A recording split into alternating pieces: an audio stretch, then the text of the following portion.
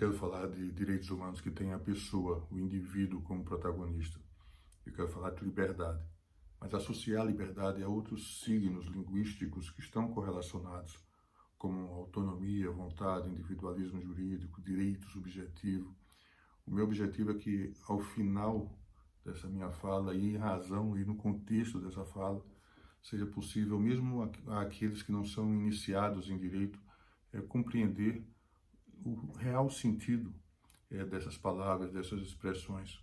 Porque neste tempo em que os direitos humanos de caráter social ou ambiental são sacrificados em nome da liberdade, liberdade econômica, liberdade de empreendimento, etc., é possível perceber que ela, a liberdade, é mesmo um valor fonte, é um valor essencial à humanidade e absolutamente necessário à realização dos direitos humanos de todas as dimensões. Liberdade é uma palavra concebida para qualificar a potência humana do indivíduo, para justificar, em verdade, as suas ações em meio a comunidades em que ele necessariamente interage. Enfim, o destino natural do homem é a vida em comunidade. Mas antes de tratarmos do outro, que é inevitável entre nós, cuidemos do ser individual, né? Cuidemos da liberdade e da liberdade que importa, né? Que é a liberdade como mecanismo de convivência. Porque ser livre, ensinou-nos Kant, é estar paradoxalmente limitado. A condição inerente de eu viver integrado e de ser racional, entre outros que também não agem instintivamente, exige que eu atue de modo a não comprometer, a não contingenciar, a não restringir as ações, as pretensões performáticas de outras pessoas que são iguais a mim. É para alcançar esse objetivo que eu tenho autonomia. Vale dizer, eu sei conciliar os meus medos, os meus anseios com a vontade que eu posso expressar sem prejuízo da harmonia social. Ser livre portanto, agir em conformidade com os limites impostos pela razão. Mas esse pensamento de que eu tratei até agora é produto do iluminismo. Em outras palavras, nós estamos sob a influência de intérpretes geniais da condição humana que viveram há 2 ou 3 séculos e ousaram pensar a liberdade a partir do sujeito, não obstante toda a estrutura social naturalmente comunitária. Antes desse entendimento surgir, o modo de vida era nuclearmente familiar, tribal, né, nas cidades, sem apreço maior pelo espaço privado do indivíduo, do ser humano, mesmo pela possibilidade de ele expandir a sua personalidade. A ruptura mais fecunda nos séculos das luzes, século XVII, século XVIII, talvez não tenha sido a festejada ascensão política da classe burguesa, da classe econômica burguesa. A propósito, essa pretensão hegemônica dos revolucionários franceses pressupunha como um antecedente lógico uma igualdade entre burguesia e campesinato que não existia e não foi conquistada. Né? Nós sabemos que o resultado da vitória dos girondinos com a decapitação do líder Robespierre da esquerda revolucionária, o resultado disso não foi a concretização de um ideal igualitário. Na verdade, foi o despotismo liberal, expansionista de Napoleão Bonaparte. A Revolução Francesa foi vitoriosa, mas em outro aspecto, na redescoberta do sujeito, do indivíduo como protagonista de direitos, como titular de direitos, retomando o modelo jurídico que tinha sido apenas iniciado lá na Roma Clássica. Veja-se com isso que os revolucionários franceses foram vitoriosos na ressignificação da liberdade e com a curiosa contribuição de uma nova delimitação espacial para a expressão da subjetividade. O espaço privado, ou seja, o espaço de expansão da liberdade, haveria a partir dali de diferenciar-se do espaço coletivo. Conta-nos Lion Hunt, a historiadora Lion Hunt, que até o final do século XVIII, né, muito perto dos nossos dias, as pessoas costumavam alimentar-se, dormir, atender a outras necessidades da fisiologia humana aos olhos do povo, né, sendo promíscuas, inclusive, as relações sexuais para amplos estratos da sociedade aos quais não era dado o direito de casamento, por exemplo. A disrupção dos costumes alterou a topografia das residências, né, bem assim das hospedarias, com vistas a que se reservasse a partir dali um espaço para refeições, outra para o asseio pessoal, né, com regras de trato social que poupavam ouvidos e olhares de sons e imagens que o espaço íntimo dos corpos, né, naturalmente produzem. E mais, casas e hospedarias passaram a ter aposentos, quartos para o sono privativo, né, de hóspedes e familiares. Não havia isso.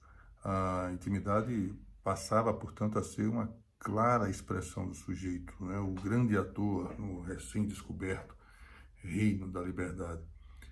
Não só nos costumes, também nas artes.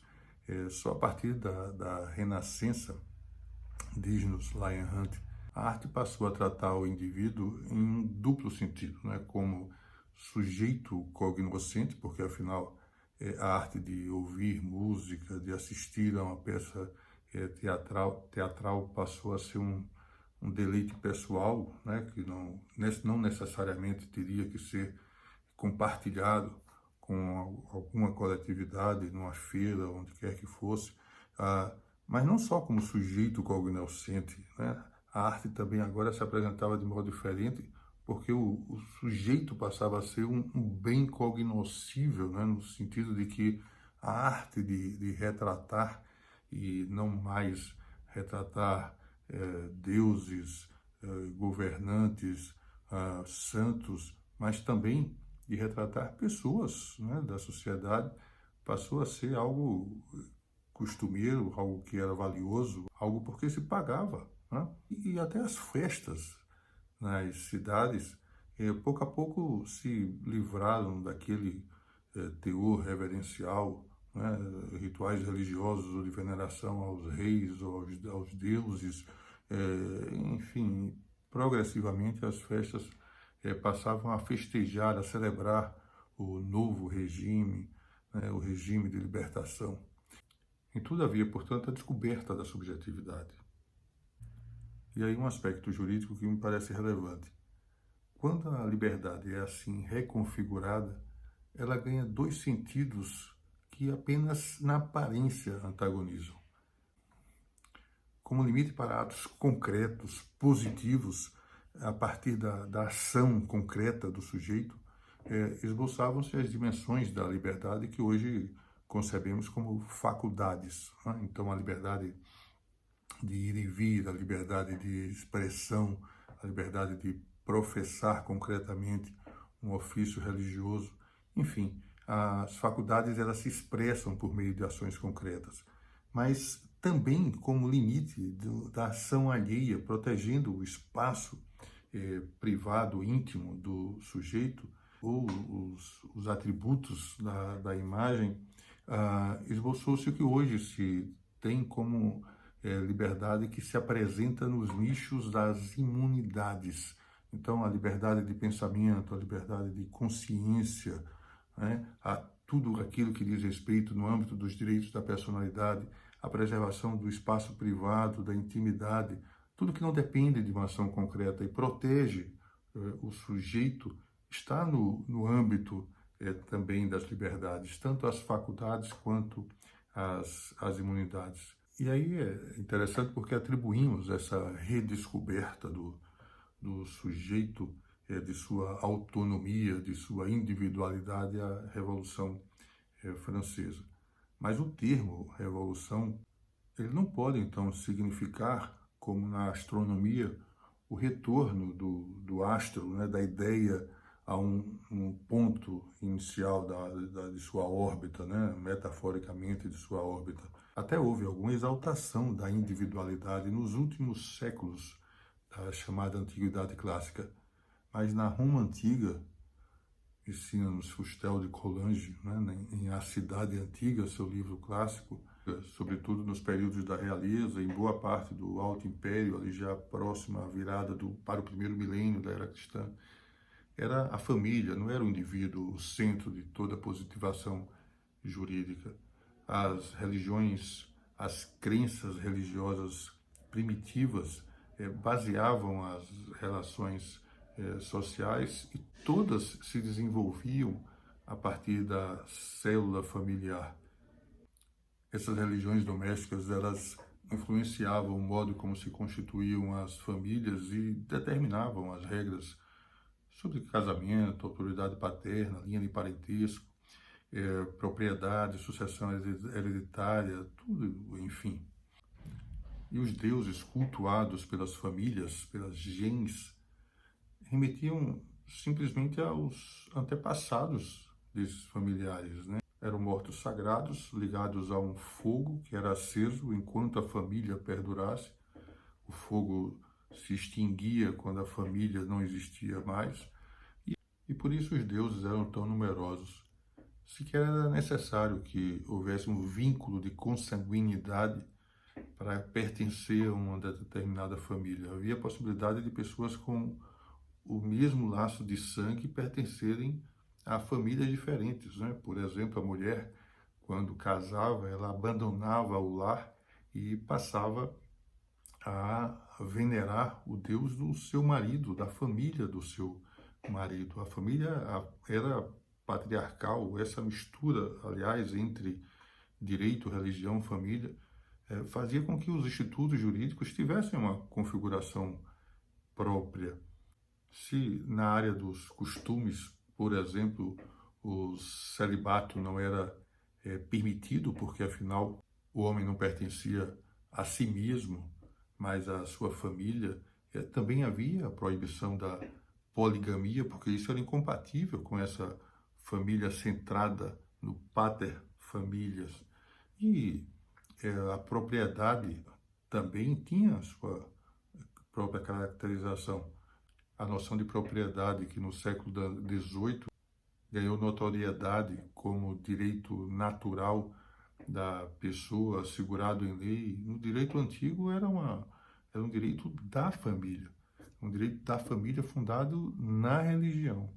Uma religião doméstica, pois correspondia, como dito, ao lugar onde ela enterrava os seus mortos, né, para cultuá-los como deuses. Enfim, o solo da família era uma propriedade inalienável, portanto, era uma propriedade imprescritível. Se alguém caísse em insolvência, submetia-se à escravidão, respondia com seu próprio corpo, né? Porque afinal era possível tornar-se escravo, mas não era possível dispor de um bem que não era um patrimônio seu próprio, mas um patrimônio da família. A própria família não tinha o direito de abandonar a terra onde repousavam os seus ancestrais, né, o seu fogo sagrado, enfim. Mesmo quando as gens, as famílias, bem mais adiante, elas se reuniram para formar as frátrias na Grécia, ou como se chamava em Roma, as cúrias, e mais adiante para formarem tribos, e mais adiante para formarem as cidades.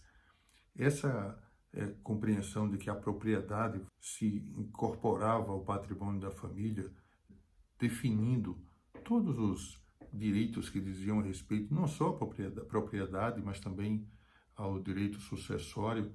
Tudo isso continuou tendo a mesma configuração, porque afinal as frátrias ou cúrias, as tribos, as cidades continuavam venerando os seus deuses.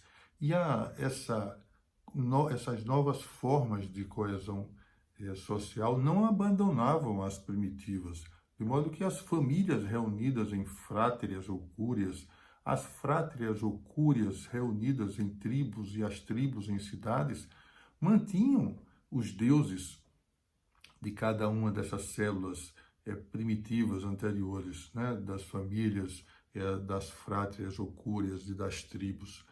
O Fustel de Coulanges, que eu falei há pouco, Ele diz em seu livro, A Cidade Antiga, que, ao menos durante muitos séculos, as cidades se viram obrigadas a respeitar a independência religiosa e civil das tribos, das cúrias e das famílias, e por isso não teve ainda, a princípio, cada cidade não teve o direito de intervir nos negócios particulares de cada um desses pequenos corpos. Mas o mesmo Fustel de Coulanges, ele diz mais adiante, em um capítulo que ele reserva à formação das cidades, ele nos conta que os deuses das famílias ou tribais deram, pouco a pouco, lugar aos deuses da natureza. E isso ocorria porque os antigos veneravam a santa claridade dos céus, as trevas, aquilo que eles admiravam ou temiam. Enfim, e surgiram os novos deuses, dos quais se originaram Zeus, Hera, Atena, Juno. Esses deuses sagrados de cada família, não raro, tinham inspiração no mesmo elemento da natureza, né? O Sol era, ao mesmo tempo, o glorioso Héracles para algumas famílias, o brilhante Febo para outras, o poderoso Apolo para outras tantas, o superior Hyperion para algumas famílias. Esses deuses, com o tempo, passaram a ser admirados por outras pessoas, né, por outras famílias, e com consentimento das famílias de origem, esses deuses passaram também a ser compartilhados. É evidente que essas pessoas que queriam compartilhar esses deuses que eram de outras famílias queriam obter os favores desses deuses, mas com isso davam ensejo a que se começasse a cogitar da possibilidade de um Deus comum, de um Deus universal. Na sociedade antiga, greco-romana, assim, ainda se misturavam, ainda se combinavam religião, moral e direito, né? Mas cada organização social tinha um direito próprio, né? As comunidades estabeleciam suas próprias regras, entrando inclusive muito pouco em contato com outras comunidades, salvo no tempo de guerra, né? Evidentemente. O advento da escrita e a formação das cidades, tanto na Antiguidade Clássica quanto nos impérios do Oriente, né? Egito, Mesopotâmia, aí sim, isso propiciou o surgimento de leis escritas que foram substituindo muito gradualmente, na primazia entre as normas, os costumes que até então preponderavam, muito atrelados, como visto, à a religião doméstica que até então era prevalecente.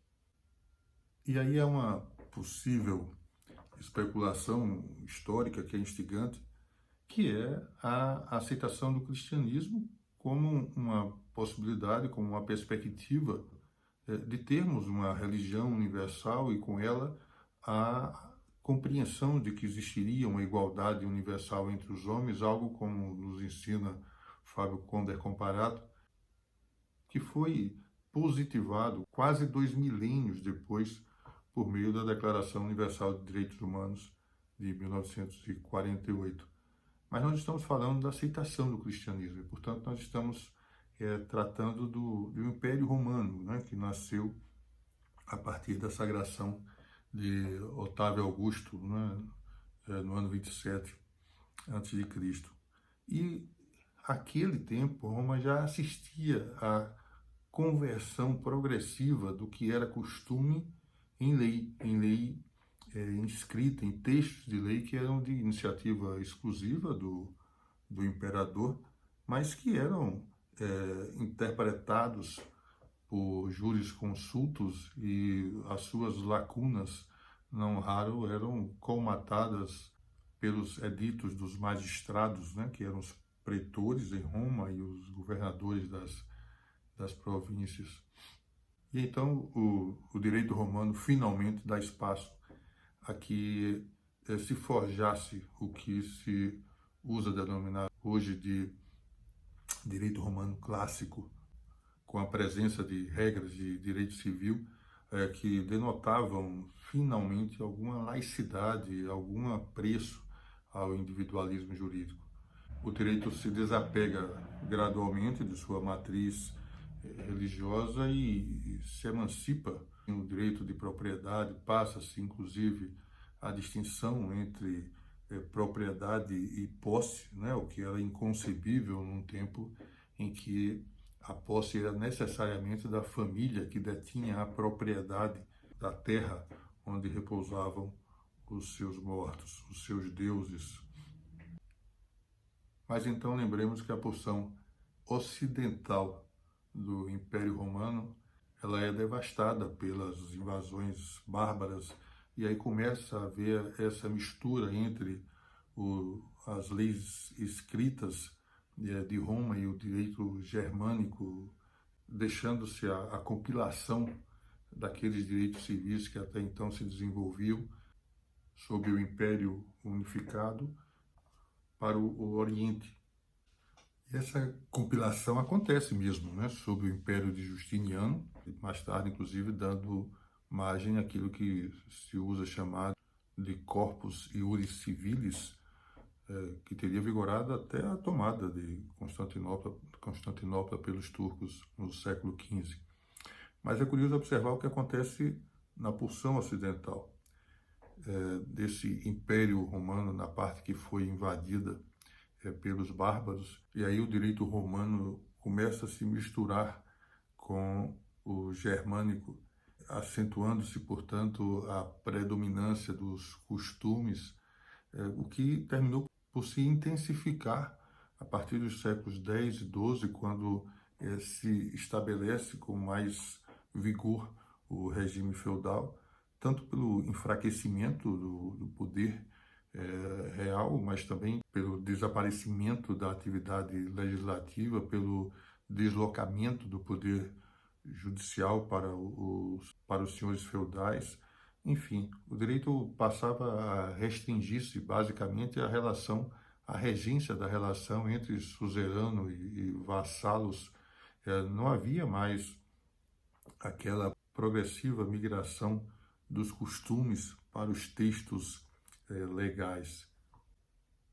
É importante ver que, durante a Idade Média, o direito canônico passou a ser a única referência de lei escrita, de lei universal, e toda a atividade jurídica, toda a tradição jurídica romana passou a se ajustar, portanto, no âmbito do direito canônico, àquilo que estaria de acordo com os valores sobrenaturais do cristianismo, evidentemente. Na sequência, sobrevém, como se sabe, o crescimento econômico da burguesia, a partir, sobretudo, do século XII, um conjunto, então, de fatores políticos, sociais, até epistemológicos, quando nós pensamos na atuação das universidades, das glosas que se desenvolveram a partir da Universidade de Bolonha, tentando resgatar o conteúdo desse direito romano que teria praticamente deixado de existir com o fim do Império Romano. Aí há uma tentativa de harmonizar o direito mercantil, que era predominantemente consuetudinário, quer dizer, baseado em costumes, com o direito romano, com os institutos do direito civil que provinham do direito romano clássico. Mas se por um lado aos comerciantes interessava a preservação dessas regras de direito comercial que se tinham forjado naturalmente nas relações que se estabeleciam, por outro lado, o direito romano tinha uma índole aristocrática que interessava especialmente ao poder real, aos nobres que tinham hegemonia política naquele momento.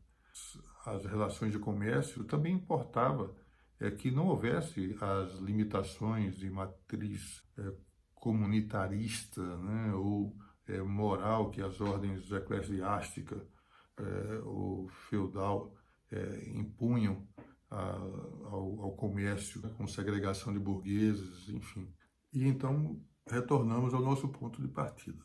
Temos o fim da era medieval, nós temos a intensificação da atividade comercial, inicialmente na esfera pública, né, por meio do mercantilismo, mas na sequência com a projeção econômica da classe burguesa, e com isso já vimos o retorno, o resgate da subjetividade, né? Dos espaços privados que permitiam a expressão da vontade individual, dos direitos subjetivos, da possibilidade de alguém reivindicar como seu um direito de agir, pensar ou expressar-se, tendo preservado essa sua privacidade, esse seu espaço privado, em que haveria de prevalecer o seu interesse, né? Desde que esse interesse fosse condizente com uma regra que pudesse ser concebida como uma máxima universal, né? Que é o imperativo categórico de Kant, que exprime o sentido de liberdade para a ilustração, para o iluminismo. Essa harmonia entre o interesse individual ou o espaço privado e a paz social é a expressão de uma liberdade que não tem, portanto, conotação egoísta, que se justifica como um instrumento de felicidade, mas felicidade de todos, né? Nenhuma menção aqui à noção utilitarista, mas que proporciona uma liberdade sem que se conceba a liberdade, senão como um valor que possa se enquadrar entre os valores essenciais, fundamentais dos direitos humanos. Essa liberdade como valor-fonte dos direitos humanos, dos direitos fundamentais, passou nos Estados laicos a ser função das leis escritas, né? Como nós sabemos, leis fundadas na razão e, portanto, no sentido do justo. Mas não demorou para que se percebesse a necessidade de se pôr em debate o sentido de justiça, a aptidão do direito subjetivo para prover utilidades que não podem ser usufruídas apenas no plano individual, né? Como aquelas que dizem respeito ao direito universal à saúde, direito universal à educação, à moradia, enfim, outras tantas, né, utilidades que asseguram a sobrevivência humana e antes a existência digna, que é um primado da nossa ordem jurídica. Mas disso nós vamos tratar em outro vídeo.